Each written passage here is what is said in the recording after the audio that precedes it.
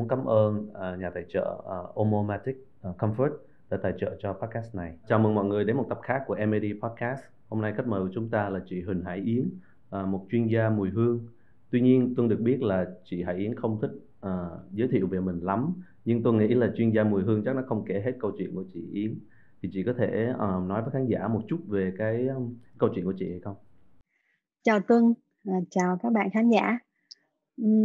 Yến được biết là được biết đến như là một người làm về mùi hương cũng khoảng chừng 8-9 năm nay rồi. Và đến bây giờ thì Yến nghĩ Yến cũng chỉ mới bắt đầu thôi. Cho nên là những cái mà hôm nay mình nói chuyện thì sẽ coi như là một cái câu chuyện trải nghiệm về những cái điều mà Yến đã đi qua, cũng như là ờ, những kinh nghiệm nhỏ nhỏ mà Yến đã có được trong quá trình làm việc với mùi hương. Dạ. Đồng thời đó thì Tuân cũng có nói là Tuân không phải là một chuyên gia trong lĩnh vực này, cho nên Tuân sẽ đóng cái vai trò của khán giả và chỉ học hỏi từ chị Yến, và chia sẻ những cái mà kiểu thắc mắc mà những người thường hay gặp khi mà nói về cái đề tài này.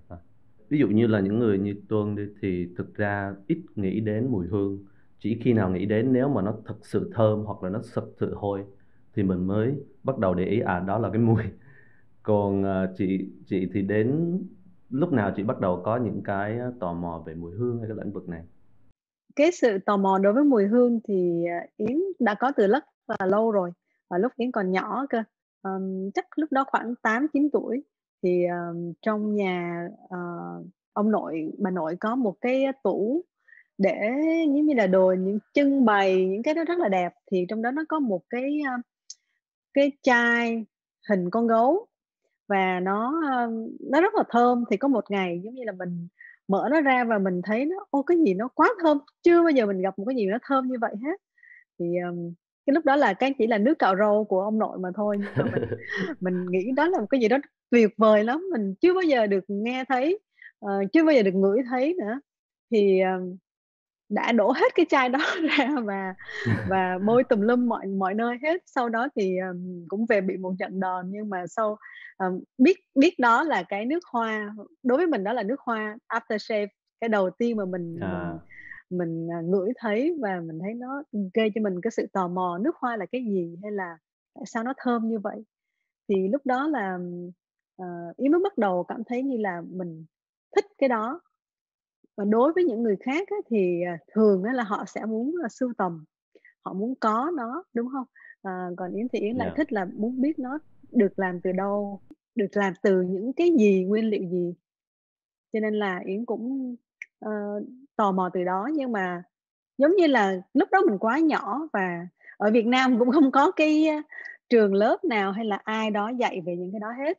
Cho nên là mình hầu như là chỉ đọc sách rồi lớn rồi bỏ quên cái đó đi thôi. Nhưng sau rồi khi mà mình đi làm việc á, thì mình bắt đầu tìm hiểu lại cái đó và mình rất là thích, và mình quyết định là mình sẽ chọn cái đó là một công việc của mình. Nhà ông nội với bà nội em thì cái mùi thì là mùi trầu. Mùi trầu và mùi hương, mùi hương mà để thắp mùi nhang ấy. Nhà em không có may mắn như chị.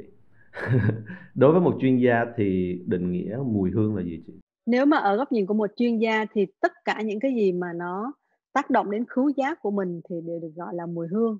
Có những cái mùi hương nó thơm, những cái mùi hương nó không thơm, nó đều là mùi hương hết. Thông thường mọi người đều nghĩ là những cái gì nó thơm thì mới gọi là mùi hương, đúng không? Ờ, và nó giống như là nước hoa, hay là những cái mà xà bông thơm. Từ nhỏ chắc là mình sẽ tiếp xúc với xà bông thơm trước khi là nước hoa. Nhưng mà thực ra thì khi mà Yến làm với công việc này á, Yến muốn tạo ra một mùi hương á, thì mình sẽ tập hợp từ rất là nhiều nguồn để mà mình xây dựng mình build một cái mùi hương mà nó có nhiều thành phần trong đó. Có những cái mùi mà nếu mà tách ra thì nó sẽ không thơm, nhưng mà khi mình để chung với một cái mùi nào đó thì nó sẽ rất là thơm. Có ví dụ nào không chị? Cái mùi nào mà không thơm mà lại chung với một mùi khác thì nó lại thơm? Ví dụ như là mùi xạ hương, mùi của Long Diên Hương ấy. Khi mà mình nói là từ một cái tảng, giống như một cái tảng đá vậy đó, thì mình ngửi mình không có nghe cái mùi gì hết, hoặc là nó hơi tanh tanh. Nhưng mà khi mà mình pha trộn nó với những cái hương hoa á, thì nó enhance cái mùi hoa đó lên, tức là nó làm cái mùi hoa nó rõ hơn, đậm hơn và nó, thơm hơn. Thì, đó cũng là một cái ví dụ, hoặc là những cái xạ hương từ động vật. Mình Yeah. nghe những cái mùi hương mà, ờ, đơn giản như là mùi hương hoa thì mình thấy rất là mình biết rồi, nó quen thuộc rồi. Nhưng mà xạ hương từ động vật thì nó làm cho mình nó có cảm giác cái mùi hương này nó có một cái sức quyến rũ, nó Yeah. mang tính con người hơn á. Người ta nói là animalic, nhưng mà thực sự là vì con người của mình nó cũng có những cái liên quan đến động vật mà, thì cái mùi hương từ cái xạ hương của động vật đó nó giúp cho mình cảm thấy nó rất là gần gũi với mình và nó có một cái sự thu hút gì đó. Cái này thì hơi lạc đề tí, nhưng mà tại sao mình lại nói là nghe mùi ta? Chắc là khi mà mình quen thôi, cái giao tiếp thôi, hoặc là cái ngôn ngữ thôi, nhưng mà khi mà mình nói ngửi á thì nó có vẻ như là nó không được hay lắm hả? Thực ra thì, mọi người đều nghĩ là mình ngửi từ cái mũi, nhưng mà mình thực sự mình ngửi là từ não của mình. Và cái khứu giác á bắt đầu từ cái mũi, giống như là nó đi qua một cái cửa ngõ thôi, và nó đi lên não của mình thì nó sẽ truyền lại những cái tín hiệu mà não của mình sẽ biết được mùi đó là thơm hay là không thơm, hoặc là nó khơi gợi một cái kỷ niệm nào đó, một ký ức nào đó. Giống như là Tuân lúc nãy vừa nói là nói mà về nhà ông nội bà nội thì em nhớ đến mùi nhang, đúng hông? Hoặc là mùi Đúng rồi. trầu, thì đó là cái Yeah. mà nó, gọi là, evoke the memory. Giống như là, nó tự nhiên em nghe nói đến mùi hương của nhà ông nội bà nội thì em nghĩ đến mùi trầu, hoặc là em ngửi đến mùi trầu thì em sẽ nhớ đến bà nội chẳng hạn. Thì đó là cái mà mùi hương đem lại cho con người của mình. Nó là một cái sức mạnh, một cái, đặc biệt. Về cái tác động của mùi hương trong cái đời bình thường của mình thì sao chị? Ví dụ như không bỏ qua cái việc là khơi gợi trí nhớ đi, khơi gợi memory đi, nó còn có những cái vai trò gì trong cái cuộc sống của mình? Nếu mà nói về mùi hương mà đóng vai trò tác động gì á, thì nó rất là nhiều. Về sức khỏe, về con người của mình thì có sức khỏe tinh thần, sức khỏe về cả thể chất. Thì, có aromatherapy là một cái môn khoa học mà nó trị liệu bằng mùi hương. Mình đang đau đầu hoặc là mình đang mệt mỏi mà mình nghe những cái mùi hương gì thì mình sẽ cảm thấy nó, giúp cho mình khỏe hơn, nhẹ nhàng hơn. Cũng có những cái mùi hương mà lúc mình đang rất là buồn chán và mình ngửi vào thì mình cảm thấy tươi tỉnh hơn, phấn chấn hơn. Hoặc là có những cái mùi hương nó đem lại cho mình cảm xúc, được, cảm giác như là mình được ấm áp, được vỗ về, được yêu thương. Thì, ý nghĩa là mùi hương nó đóng vai trò rất là quan trọng đối với cảm xúc của con người. Ví dụ như em là một người lâu nay không nghĩ về mùi hương đi, em cũng không có mang hức nước hoa, em cũng rất là, kiểu, em rất là, kiểu, không biết về những cái việc này. Thì để làm sao để em luyện cái mũi của em để em có thể biết được cái nào nó phù hợp cho mình, hay cái nào nó đóng góp được cái vai trò tích cực cho mình, cho cuộc sống của mình? Thực ra là không phải là em không biết, mà có thể là em không để ý đến nó. Ờ, vì giống như là mình thấy nó quen thuộc, nó xảy ra hàng ngày, nó điều gì đó giống như là không khí mình thở thì mình thấy nó hiện diện rất là bình thường. Nhưng mà nếu như một ngày mà em mất cái khứu giác á, thì em sẽ thấy cuộc sống hoặc là cả thế giới này nó rất là nhạt nhẽo, nó Yeah. không có mùi vị gì cả, nó như mọi thứ nó trắng trơn, và điều đó nó sẽ tác động làm cho mình mất đi một cái giác quan thì nó khá là quan trọng. Ví dụ như mình, có thị giác, có khứu giác, có vị giác, mà khứu giác và vị giác thì liên quan với nhau rất là chặt chẽ. Ví dụ như là người ta nói nếu như mình ăn mà mình hoàn toàn bịt mũi lại thì cái vị giác của mình nó cũng sẽ thay đổi. Em thử liền Ừm. nha, em đang uống cà phê.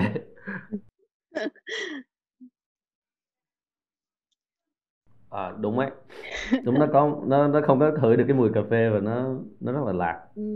Còn ví dụ như là trong gia đình mình đi, nhà cửa mình thì mình sẽ thấy có cái mùi quen thuộc, mùi áo quần, mùi của cái ra giường của mình khi mà mình ngủ, mà mình cảm thấy nếu như mà mình thấy nó, thơm hoặc là có một cái mùi gì đó quen thuộc thì mình sẽ rất là yên tâm và ngủ rất là ngon. Còn nếu như mà mình đến một cái nơi nào đó mà không phải là cái mùi của nhà mình, của giường của mình thì mình sẽ không không ngủ được chẳng hạn, ví dụ như vậy.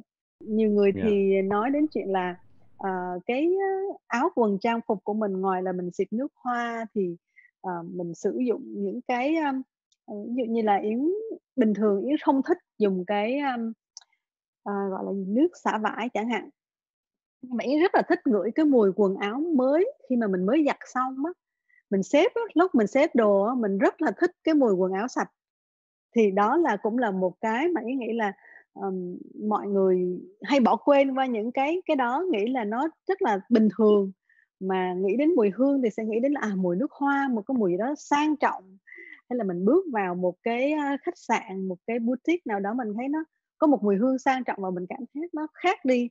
Nhưng mà ngay từ lúc mà Yến, mới làm về ngành này á, Yến có viết trên cái đoạn, giới thiệu của trang web á, thì Yến nghĩ là những cái mùi hương quen thuộc á, thực sự nó mới là đem lại cho mình cái cảm giác, cảm xúc nhiều hơn là những cái mùi hương, fancy sang trọng nào đó ở bên ngoài.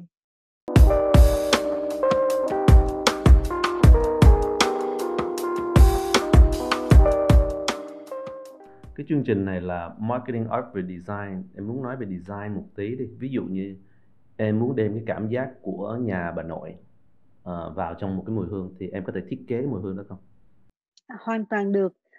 Yến làm công việc này là chính là làm những cái việc mà như Tuân vừa nói, thì khách hàng khi mà tìm đến Yến á, thì họ sẽ đem câu chuyện của họ, họ kể cho mình nghe, họ muốn làm một mùi hương như thế nào và Yến sẽ là người giúp họ chọn mùi hương, ờ, chọn những cái nguyên liệu và mình sẽ từ từ, ờm, thử đi đi lại nhiều lần và với cái mũi của cái người mà yêu cầu đó.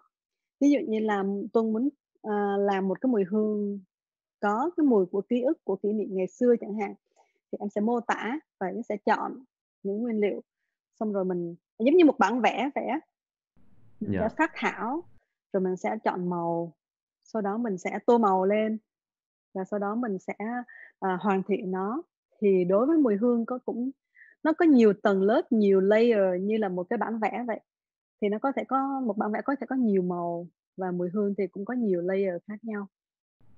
Dạ. Có thể là một chiếc ức nó sẽ ra nhiều cái mùi hương khác phải không chị? Nó là một cái mùi được tổng hợp từ rất là nhiều mùi khác nhau cộng lại. Ví dụ như là, một cái mùi hoa hồng đi, Dạ. thì, có người đối với họ hoa hồng là một mùi hương mà khi họ bước ra vườn vào buổi sáng, thì cái mùi hương hoa hồng vào buổi sáng nó sẽ rất là tinh khiết, nó sẽ mát, ờ, nó sẽ trong trẻo. Còn một cái mùi hương hoa hồng mà người ta nghĩ là người ta được tặng một bó hoa vào buổi chiều hoàng hôn chẳng hạn, thì cái mùi hương lúc đó nó lại khác, nó sẽ có cái sự ấm nóng của ánh mặt trời. Ờm, nó có cái mùi hương đậm đà hơn chẳng hạn, và nó được nằm trong một cái bối cảnh nào đó thì cái mùi hương nó sẽ khác nhau.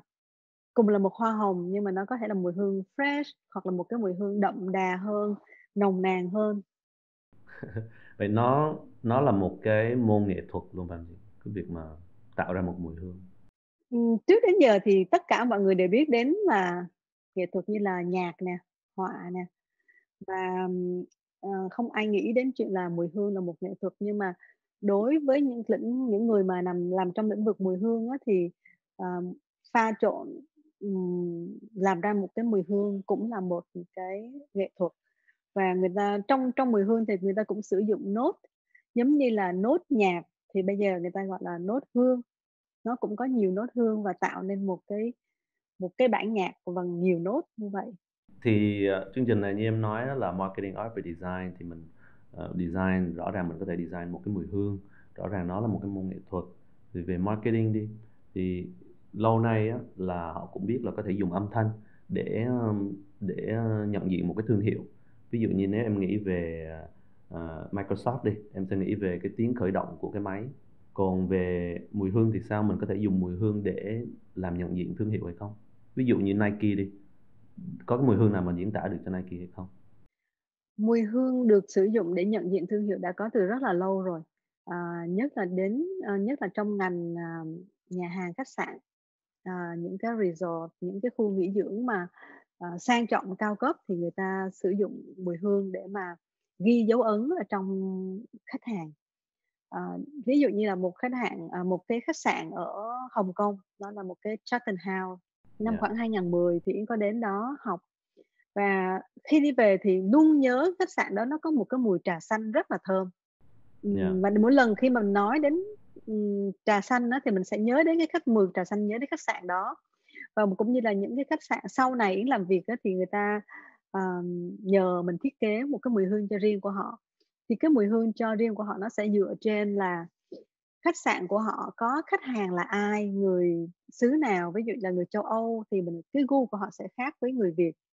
Thì, mình sẽ phân tích những cái đó và mình tạo lên một cái mùi hương mà có cái đặc tính thu hút những cái người khách hàng của cái khách sạn đó hoặc là của cái resort đó.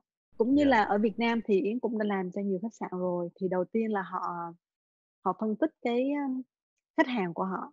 Ví dụ như họ nói là khách sạn của họ là chủ yếu hướng đến cái cảm giác thư giãn, mang tính, kiểu như là, Việt Nam, thu hút bằng những cái rất là mộc mạc, giản dị thì mình sẽ tạo từ những cái mùi hương như là thiên nhiên, ờ, thảo mộc. Còn ví dụ như người ta nói là họ chỉ muốn là urban hotel và muốn hướng đến là khách hàng business, ở lại ngắn ngày thôi và là khách hàng yêu thích sự sang trọng, muốn thể hiện cái uy quyền, cái power của mình, nếu như là businessman thì là họ thích như vậy.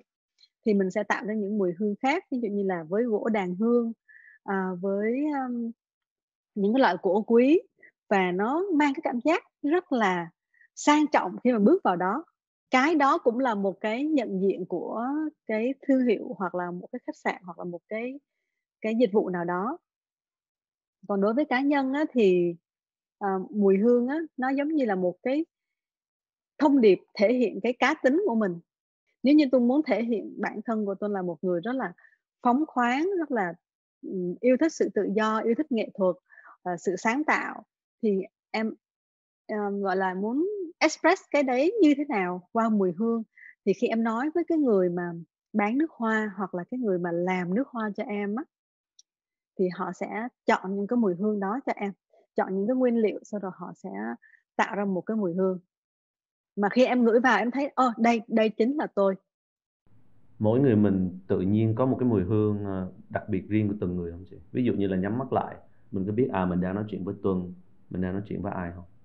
À, hầu hết mỗi người đều có, một cái mùi hương riêng và khi mà người ta dùng một cái nước hoa hoặc là trên người ta có một cái mùi gì đó nó, nó đã gắn liền với cái mùi da của người họ ấy, thì nó sẽ tạo ra một cái mùi thơm riêng cho họ. Ví dụ như là một cái mùi nước hoa khi mà xịt lên người của Tuân nó sẽ khác với một cái mùi nước hoa xịt lên người của Yến.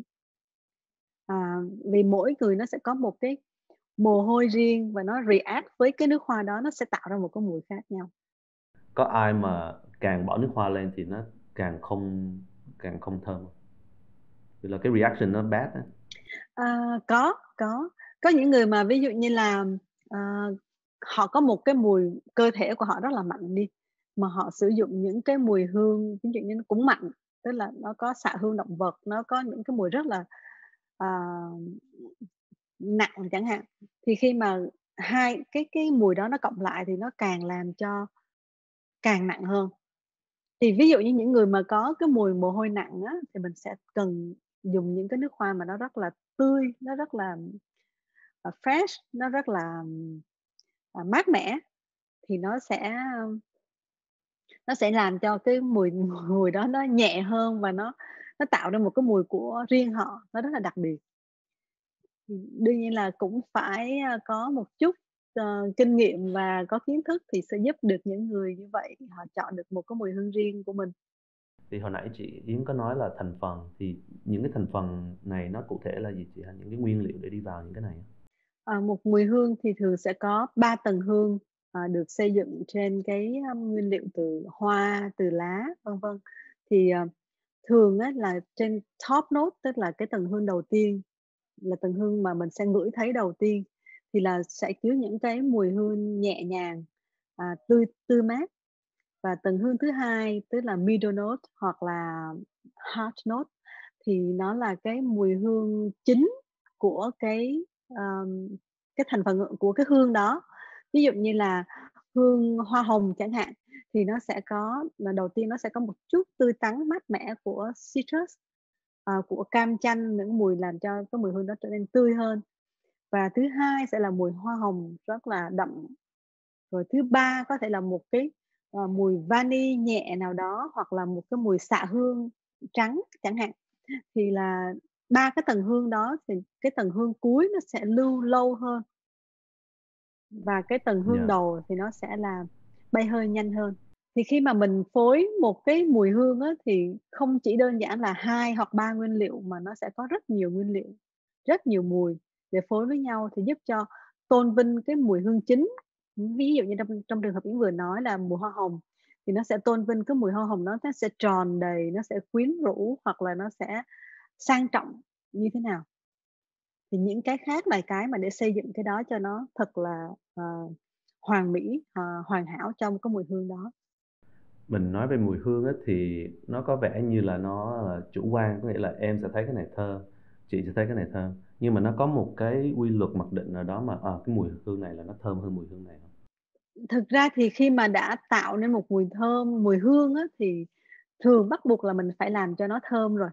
Mình phải, nó đã dựa trên những cái mà, mình phân tích rồi mình nghiên cứu từ rất nhiều, nhiều nguồn, từ khách hàng, từ ý kiến của nhiều người khác nhau, thì mình mới hiểu được là người ta thích cái mùi như thế nào. Ví dụ như là sản phẩm như là xà bông đi, thì mình sẽ chọn những cái mùi hương mà người ta cảm thấy nó quen thuộc và người ta đem lại cảm giác rất là vui và rất là tích cực. Dạ, Thì, người ta sẽ chọn những cái mùi hương như vậy và để đưa vào một sản phẩm, và hầu hết là khách hàng sẽ thích cái mùi đó. Ví dụ như 100 dạ, người thì hết khoảng 90 người sẽ thích, nhưng mà mình cũng có những người người ta không thích cái mùi này thì mình sẽ phải có những cái option khác cho người ta lựa chọn.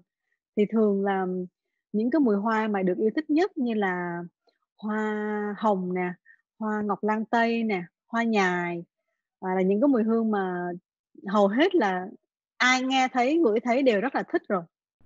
em có được đọc qua một cái interview, của chị, thì em có thấy chị nhắc đến một chuyên gia người Pháp. Anh đã nói là cái mùi hương mà, kiểu như là, cái sự tinh tế ở trong mùi hương ấy nó rất là quan trọng. Thì khi mà mình nói sự tinh tế ở đây có phải là, kiểu là, mình, bỏ đi hết tất cả và chỉ lấy một mùi hay không chị? Hay là sự tinh tế đó nghĩa là sao ta? Sự tinh tế của một mùi hương không chỉ là nó đến từ cái nguyên liệu, còn hoặc là một cái giá tiền rất là cao, rất là mắc tiền làm cho mình cảm thấy nó rất là quý, mà cái mùi hương nó đem lại những cái cảm xúc như mình vừa nói lúc nãy là cái mùi hương đem lại cảm xúc rất là mình khi mình ngửi thấy mùi hương đó mình cảm giác đây là một cái gì đó rất là đẹp, nó rất là, gần gũi, nó rất là làm cho mình cảm thấy vui, làm cho mình cảm giác cho mình cảm thấy nó khác biệt những cái lúc mà mình không ngửi thấy nó. Thì cái mùi hương tinh tế bây giờ người ta, có tại sao người ta nói tinh tế? Có nghĩa là, người ta đã được chọn lọc kỹ lưỡng trong cái quá trình mà người ta, điều chế cái mùi hương đó, từ cái khâu, chọn nguyên liệu và cái nguyên liệu thì cũng sẽ là những cái nguyên liệu tốt nhất, những cái nguyên liệu được, ờ, được thu hoạch, được, trồng, rồi người ta đem về người ta điều chế nó ra, nó cũng phải là được chọn lọc rất là kỹ. Và thường á là mình sẽ có những cái vùng mà trồng hoa riêng biệt dành cho cái ngành hương liệu này, chứ không phải là, tất cả hoa ở đâu nó cũng sẽ thơm một kiểu như nhau. Cái vùng này, cái Dạ, đất nước này nó sẽ có cái thơm khác ở những cái vùng khác. Cho nên là, trên thế giới thì chỉ có vài cái vùng nguyên liệu thôi, mỗi nơi nó sẽ có một cái thực vật nào đó mà nó phù hợp nhất, mà đem lại cái mùi hương thơm nhất cho cái loại đó. Ví dụ như là hoa hồng thì người ta sẽ nhớ đến là, hoa hồng ở Pháp, ở Grasse, hoặc là, lavender thì người ta sẽ nghĩ đến là ở mọi người thường nghĩ là Pháp hết, nhưng mà thực ra thì lavender là ở Nga là rất là nhiều, và thứ hai là ở Úc. Ừm, ví dụ như ở Úc thì, cái vùng trồng hoa lavender nó, cũng là một cái farm rất là lớn, và khi đến mùa cỡ như tháng 8 tháng 9 thì bắt đầu là, thu hoạch lavender, thì mình bước vào cái farm đấy là mình nghe một cái mùi lavender dịu dịu dàng và ngọt ngào, tỏa khắp cái, không gian luôn. Cho nên là, ờ, cái, hoa lavender là một cái hoa mà nó đem lại cảm giác thư giãn rất là rõ. người ta thường dùng cái lavender, tinh dầu lavender trong trị liệu giúp cho giảm stress, giảm căng thẳng và làm giảm cái đau trên những cái cơ bắp của mình nữa. Thành ra là, mỗi cái mùi hương nó sẽ có một cái công dụng khác nhau và cái cách, mình chọn mùi hương nào với mục tiêu là gì, mục đích là gì thì, ờ, đó là cái chữ tinh tế trong cái, ý nghĩ là trong cái, câu chuyện của em vừa hỏi.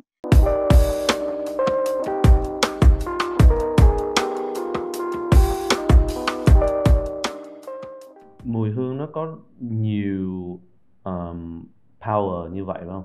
Vừa khơi dậy ký ức của mình, nó vừa có thể làm đóng góp trong vai trò nhận diện cá nhân, nhận diện thương hiệu, trong trị liệu. Có cách nào mà mình lạm dụng mùi hương quá hông chị? Nó có cái hố mà mình đi quá xa hông? Nếu mà nói đến chuyện là một mùi hương có bị, khi mà mình việc sử dụng nó quá mức, có bị lạm dụng hay không thì cũng có chứ. Cũng có nhiều người người ta, xịt nước hoa quá nồng chẳng hạn, hoặc là một cái, không gian mà mình bước vào mình nghe cái mùi nó quá sực nức và nó làm cho mình cảm thấy là, mình không chịu nổi cái mùi hương đó. Nhưng mà thực ra thì hầu hết á là bây giờ thì người ta đều biết là, cân bằng như thế nào. Còn những cái nơi hoặc là những cái người mà người ta, lạm dụng cái mùi hương nhiều quá thì đương nhiên là cái khứu giác dần dần nó trở nên mất cái sự nhạy bén và nó không còn nhạy như là mình như lúc trước nữa. Chẳng hạn ví dụ như mình nghe một cái mùi hương trong một cái không gian, mình, làm việc chẳng hạn, mà mình có một cái mùi nào đó làm cho mình không khó chịu chẳng hạn, thì mình cứ dần dần như vậy thì cái mũi mình nó không còn cái nhạy bén của khứu giác nữa. Hôm nay em học được rất rất là nhiều từ chị Yến. Chị Yến có một cái lời gửi gắm nào đến khán giả của chương trình, hay là những người mà yêu mùi hương, hay những người đang muốn kiếm cho mình ờ, một cái mùi hương riêng không? Ý nghĩ là nếu như mà mình, sử dụng một cái mùi hương nào đó thì cái đầu tiên á là mình sẽ dành cho mình trước. Tức là cái mùi hương đó sẽ làm cho mình dễ chịu, mình cảm thấy khoan khoái, mình cảm thấy vui vẻ khi mà mình sử dụng nó. Cái thứ hai nữa là người bên cạnh. Như lúc nãy Tung vừa nói là không nên lạm dụng, thì tức là mình đừng có làm cho cái người bên cạnh mình cảm thấy khó chịu bởi cái mùi hương của mình. Nếu mình như là mình xịt nước hoa quá nồng hay là quá mạnh thì những cái người xung quanh của mình người ta cũng cảm giác là, khó chịu. Tại vì có thể là mùi này thơm đối với mình nhưng mà không thơm đối với họ chẳng hạn. Và cái Dạ, thứ ba nữa là ý nghĩ là không chỉ là mình nói đến nước hoa mà có thể là tất cả những cái sản phẩm khác, xung quanh mình thì mình, lựa chọn những cái sản phẩm nào mình thấy nó đem lại cho mình cái, sự tự tin nhất, thì, vui vẻ nhất thì là mình chọn nó. dạ. Cho em hỏi chị Yến á, vài cái mùi hương mà, kiểu như là, sẽ có người ghét và người thích, thì em muốn biết là chị Yến thích hay là ghét cái mùi đó ha? Ví dụ như là sầu riêng đi, chị thích mùi sầu riêng không? Thực sự á thì đôi lúc Yến cũng thích ăn sầu riêng, nhưng mà nếu như mà để nghe cái mùi đó thì Yến không thích mùi đó một tí nào. Còn mùi whisky thì sao? A, Yến rất là thích mùi rượu. Rượu và nước hoa là rất là gần nhau về cái cách, chưng cất, chiết tách cái rượu nó cũng khá gần với chưng cất cái, tinh dầu từ thực vật. Và Yến cũng đã từng làm một vài mùi hương có cái, nốt trong đó là nốt rượu whisky và Yến thích lắm, đến lúc cho dù không được uống nhiều rượu nhưng mà Yến vẫn thích mùi rượu. Còn cái này thì, kiểu, hồi nhỏ thôi, nhưng bây giờ em không, nhưng mà hồi nhỏ em rất thích cái mùi mà một cái que diêm nó đốt ấy, cái nó có cái mùi cháy á. Ừm. Thì cái mùi đó nó có phải là một cái mùi mà người ta hay dùng không? Hay là tại sao không hay dùng cái đó hay sao? Mùi mà diêm sinh, đúng hông? Mùi khi mình đốt que diêm thì nó có mùi lưu huỳnh. Thực ra trong tích tắc thì mình nghe cái mùi đó mình thích thôi. Giống như nghe mùi pháo á, Tuấn có thích Dạ mùi đúng rồi, pháo hông? dạ thích. Đó, thì cái mùi pháo nó cũng là cái mùi đốt giữa cái giấy và cái bột lưu huỳnh. Thì, cái đó thực ra không phải là một cái mùi thơm mà mình có thể, sử dụng hàng ngày, nhưng mà khi mà mình nghe nó, mình ngửi thấy nó thì mình sẽ nhớ một kỷ niệm nào đó, và cái đó là cái làm cho mình thích. chứ không phải cái đó nó thỏa mãn cái khứu giác của mình, mà nó sẽ khơi gợi lại một cái ký ức, một kỷ niệm trong não bộ của mình, cho nên làm cho mình cảm thấy là thích cái mùi đó. Cái đó cái là ý nghĩ là rất là thú vị, tại vì, như bản thân của Yến cũng rất là thích mùi pháo, mùi cái gì mà nó cháy á, gỗ cháy. Thì vừa rồi Yến cũng có làm một cái mùi hương mà nó có mùi khói gỗ, cho nên là Yến nghĩ là những người mà nào mà thích cái mùi, hơi có chút mà, kiểu như, cái gì đó nó bị cháy á, thì rất là thích những cái mùi mà giống như của Tuân nói là que diêm đốt lên. Yeah, thì đó là ba cái mùi mà em viết ra. Còn ngoài ra em không nghĩ ra cái mùi nào mà kiểu có người thích có người không thích nữa. Có người nói là mùi xăng ấy, họ thích mùi xăng, ờ, giống như con gái Yến nó bảo là nó thích ngửi mùi tầng hầm. Khi mà xuống hầm giữ xe á, là nó có nó có cái mùi xăng khói của xe á, nó thích cái mùi đó, không không vì lý do gì cả, nhưng mà nó bảo là "Con thích cái mùi của tầng hầm." Ở chỗ nhà mình tức là hồi xưa mình có cái chỗ khu gửi xe thì là khu tầng hầm, thì nó bảo là thích mùi tầng hầm. Và có nhiều người thì thích á mùi, hoa nhài, nhưng mà có nhiều người nó không thích mùi hoa nhài và nhức đầu vì cái mùi đó. Thì cái em gái Yến có nói là cái mùi hoa nhài khi mà bước vào trong xe taxi của mấy chú mà hay treo trên xe á thì nó không chịu được. Nhưng mà, ờ, nó lại rất thích mùi hoa nhài khi mà đi vào chùa, nghe mùi hoa nhài thì rất là thích, đó. Với lại em không thích cái mùi của cái trái gì đó mà nó màu trắng, người ta hay để trong tủ ấy, để Lông cho nó não, thơm á. À, lông não, em cái rất là đó ghét cái không mùi đó phải luôn. đúng rồi, mùi lông não cũng khó, ngày xưa người ta không phải để cho thơm mà người ta trừ mấy con gián, mấy con bọ ấy, mấy con đó nó sẽ nghe mùi đó nó sẽ không tới. Nhưng mà thực ra là, ờ, mùi đó thì đúng là hơi hắc ha, mùi đó là mùi lông não, camphor, ừm, Yến cũng không thích mùi đó. Yeah, hôm nay em cũng không muốn giữ chị Yến quá lâu. Em rất cảm ơn chị Yến đã đến để chia sẻ về cái lĩnh vực của chị Yến. Hôm nay em học được rất rất rất là nhiều, và em hy vọng là những người ở nhà cũng đã có được rất nhiều giá trị từ cái buổi nói chuyện của chị em mình. Em cảm ơn chị Yến nhiều ha. Cảm ơn Tuân, cảm ơn các bạn đã giúp Yến hôm nay. Thực ra Yến có một cái này Yến nói thêm, đây là một cái kỷ niệm thực sự đối với mình. Dạ, Đối dạ. với nhiều người á thì, mùi thơm là đến từ nước hoa của người ai đó dùng, nhưng mà như Yến, đây là một cái kỷ niệm thật sự mà Yến, muốn chia sẻ. Tức là cách đây khoảng 15 năm thì Yến có một người bạn, bạn trai và mỗi lần mà đi chơi á, thì mình ngồi sau xe máy á, thì mình đều ngửi thấy một cái mùi rất là thơm từ cái áo thun của ảnh, và mình rất là thích cái mùi đó.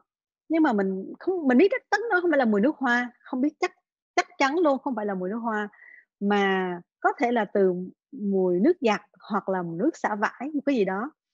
Thì, mình rất là tò mò vì cái bản tính của mình tò mò về mùi hương, nhưng mà mình chẳng lẽ mình đi hỏi là "Mùi của anh là mùi nước hoa hay là mùi gì?" Đúng hông? Thì hôm đó mình cứ, mình hỏi cái người giúp việc của ảnh, mình hỏi là "Ờ, chị làm chị dùng nước xả vải gì hay là dùng nước giặt gì?" Thì cô mới mới mới mới cười, cô nói là "Đúng rồi, ảnh không bao giờ thích xài nước hoa hết và ảnh thích cái mùi mà cô ấy dùng cho trong cái nước giặt hay nước xả vải gì đấy."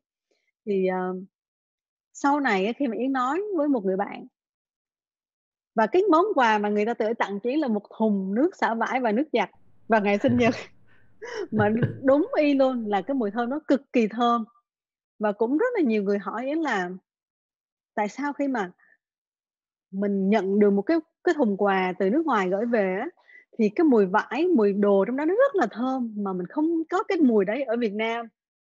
Thì có thể là lúc đó là Việt Nam mình chưa có những cái, sản phẩm như là nước xả vải, nước nước giặt thơm, thì nhưng mà bây giờ thì nghĩ là chắc chắn là có rồi đó, chắc chắn là có nhiều cái, sản phẩm mà nó được, làm thơm quần áo của mình. Và ý nghĩ là mùi thơm thì là cảm giác thôi, cảm giác mình có gì đó thân thuộc, yêu thương thì mình sẽ thích cái mùi đó, chứ không hẳn là mùi đó là một cái mùi nước hoa đắt tiền, hay là một cái mùi gì đó mà mình không biết. Thì Yến nghĩ là như vậy. Em hy vọng là bạn trai cũ của chị Yến có nghe chương trình này. Vậy những mùi hương mà đơn giản mà gần gũi hàng ngày của chị Yến thì sẽ đến từ đâu? Những cái mùi hương mà Yến thích nhất, gần gũi nhất đối với Yến đó là mùi, cà phê khi mà Yến vừa thức dậy nè, mùi áo quần khi Yến vừa giặt xong nè, để xếp áo quần vào tủ nè, và mùi của con gái, mùi của anh người yêu, mỗi khi mà Người yêu mình cũ hay người bây giờ?